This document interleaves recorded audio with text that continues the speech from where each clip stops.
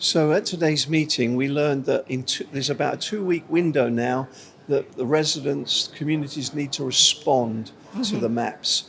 Tell us why that is. Why is there only just a 2 week window left? And what is the recommendation in terms of outreach, talking to the county judges' offices to get their help, talking to the media to get the word out? What's that about? So this is the final step in being able to execute or implement what's called the BEAD program. It's the big infrastructure funds. So Texas got $3.3 billion for the infrastructure expansion.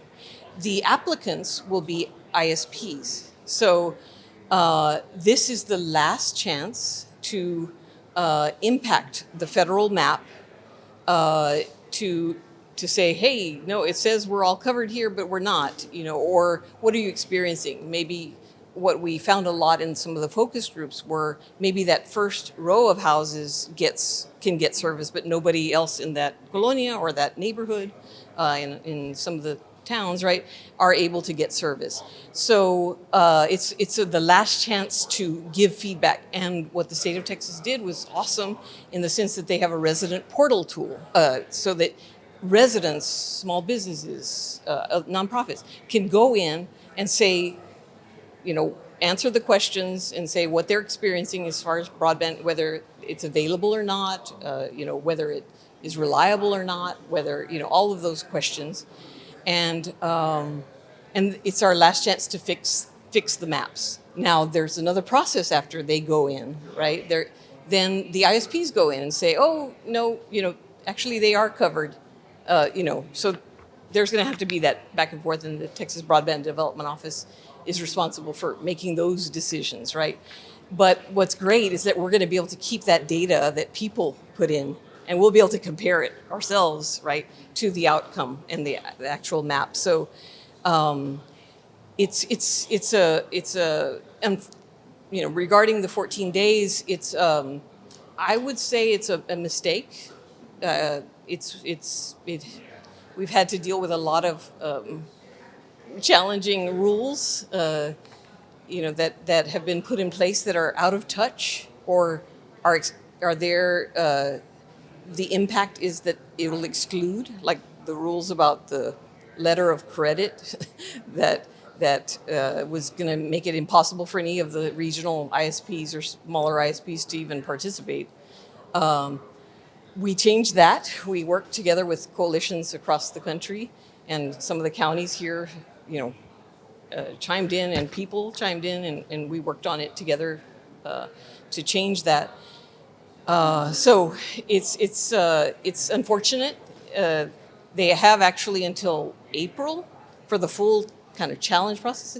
Why they're only giving 14 days doesn't make any sense because of, you saw the meeting today, right? There's so much to think about. We have these incredible assets here in the RGV, right? We have Lupe, this expert community organizers and creating content that people can relate to. Like when we try to summarize the resident input tool, and it's like, no, people will just think it's too complicated. How do we make it meaningful where they can put in their information, but we don't discourage them, And then how do we get to the other level of have places where people can go and people can help them put in their information? Because again, not only do we have just a 14-day window, but some of the questions could just stop a person, from being able to answer it. Like, what kind of infrastructure do you have for your service? And it's like, who could answer that? I know I'm paying for fiber, but I don't know if I have fiber. Maybe they'll know if they have satellite because they have a satellite dish or something. So it's not always evident, right? Some of the questions require more technical knowledge than. So we need the digital navigators, right, sitting with people and helping them answer the questions, put in their evidence, and so forth. So it's a difficult process, and there have been challenges. Cobb Finley has been amazing in trying to help with some of the fabric challenges, they call it, like the address challenges. But to have this opportunity to do a bulk challenge of residents and small businesses and so forth, we hadn't had that opportunity because, you know, we didn't have a tool to bring it all together, and then the sophisticated, you know, the way that you have to put it together to do an actual challenge. So this is helping us to do that. It's still challenging. So you see the interest people have. I mean, packed room, right? People very interested, kind of knowing how to reach people, and how much are we going to get to be able to execute on? Well, after the meeting, we're going to come back together with everything that people talked about and try to make a real distinct plan so that we can all take action and do our best. All we can do is the very best that we can, given the window that we have. But if if people think that people are not engaged or don't care or don't know it's important, that's not the case.